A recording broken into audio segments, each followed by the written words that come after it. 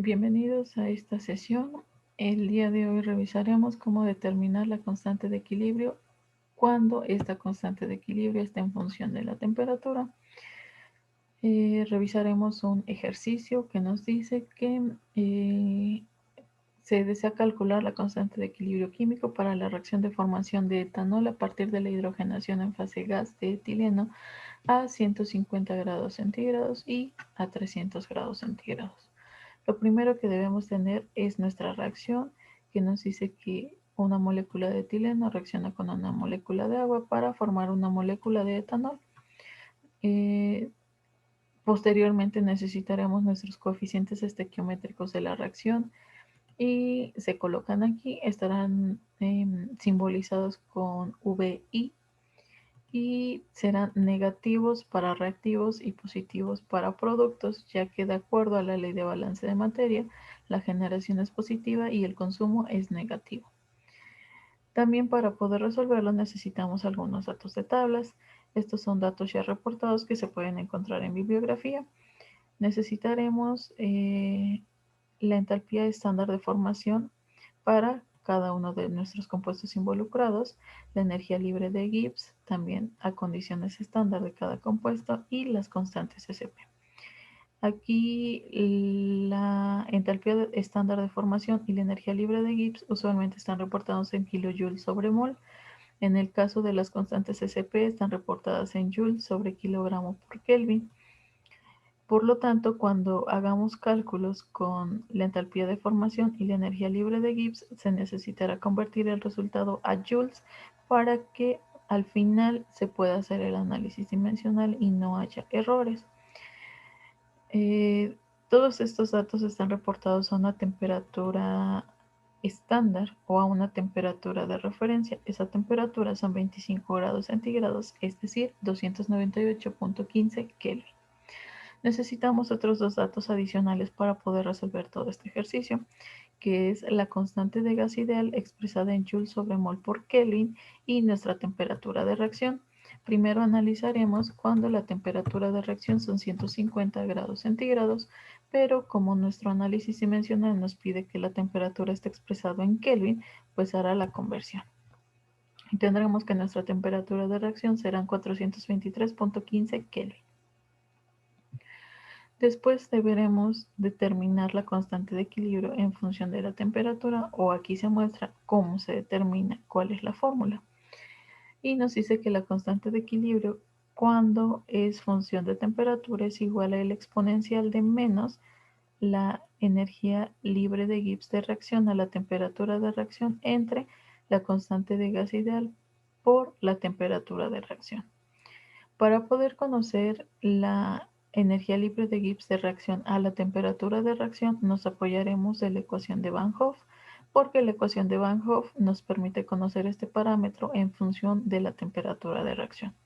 Entonces, aquí está la fórmula para determinar esa energía libre de Gibbs. Y si observamos, involucra la temperatura de reacción, involucra un parámetro J, un parámetro I, las deltas de las constantes de Cp y la constante de gas ideal. J se determina de esta manera e involucra la entalpía de reacción.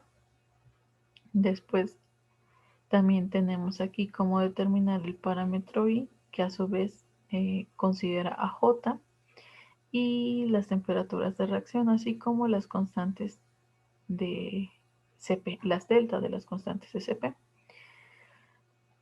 Ahora, para poder conocer la energía libre de Gibbs de reacción, necesitamos hacer la sumatoria de la multiplicación del coeficiente estequiométrico de cada compuesto multiplicado por su energía libre de Gibbs de formación. Para conocer la entalpía de reacción necesitaremos realizar la sumatoria del coeficiente estequiométrico de cada compuesto multiplicado por la entalpía estándar de formación de cada compuesto. Y para determinar los deltas de las constantes de Cp, será suficiente con realizar la sumatoria del coeficiente estequiométrico de cada compuesto multiplicado por su constante de Cp. Ahí están todas nuestras fórmulas, entonces procederemos a realizar los cálculos. Comenzaremos determinando los deltas de las constantes de CP. Aquí lo que yo hice es renombrar las celdas para que sea un poco más visual qué es lo que estamos considerando. ¿Cómo se renombra una celda? Bueno, pues por ejemplo, yo aquí le diré que esta celda será etileno, que esta sea agua y que esta sea etanol. Entonces, me posicionaré en la parte superior izquierda, que es el cuadro de nombres de la celda, y le diré que esta será etileno, que la siguiente será agua y finalmente que la siguiente será etanol. Es suficiente con escribir el nombre que queramos y dar enter. Entonces de esa manera ya tengo renombradas todas las celdas que utilizaré. Espero que les sea de ayuda. Si no quieren hacer eso, pues pueden solo hacer referencia a la celda en donde tienen el dato que se necesita. Entonces calculamos la delta de la constante A. Ahí está. Después delta B, delta C y delta D. El siguiente paso es determinar la entalpía de reacción a las condiciones estándar. Entonces aplicamos la fórmula, ahí están los datos que se consideran y cómo se colocó la fórmula. Al final el resultado que obtuvimos se deberá multiplicar por 1000 para obtenerlo en joules sobre mol y que el análisis dimensional al final se pueda realizar de manera correcta. El siguiente paso es determinar la energía libre de Gibbs de reacción. Entonces, pues ahí están todos los datos que se consideran y también, al igual que la entalpía de formación, se debe de convertir de kilojoules a joules. ¿Cómo? Pues multiplicando solo por 1000.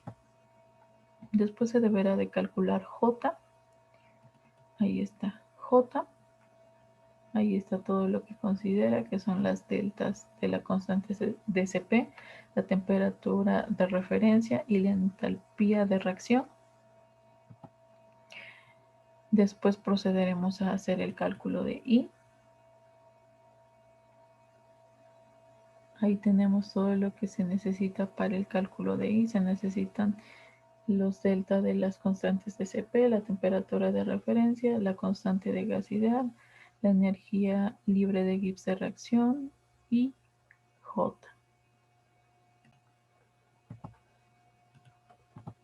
Continuaremos determinando ahora sí la energía libre de Gibbs a la temperatura de reacción. ¿Cómo? Pues a través de la fórmula que tenemos aquí. Y ahí están los datos que se necesitan. Ahí está la manera en que se aplicó la fórmula. Una vez teniendo este valor, ahora sí podemos ir a determinar la constante de equilibrio con nuestra fórmula pues principal. Y nos dice que la constante de equilibrio es igual a la exponencial de menos la energía libre de Gibbs de reacción a la temperatura de reacción dividido entre el producto de la constante de gas ideal por la temperatura de reacción. Aquí lo tenemos. Y de esa manera tendremos nuestro primer resultado, que es la constante de equilibrio para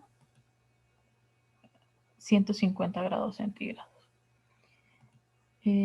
Después deberemos de calcular la constante de equilibrio para 300 grados centígrados.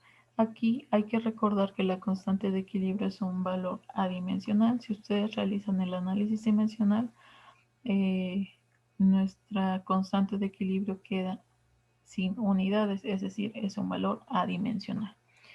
Para hacer el nuevo cálculo será suficiente con regresar aquí a la temperatura y hacer el ajuste.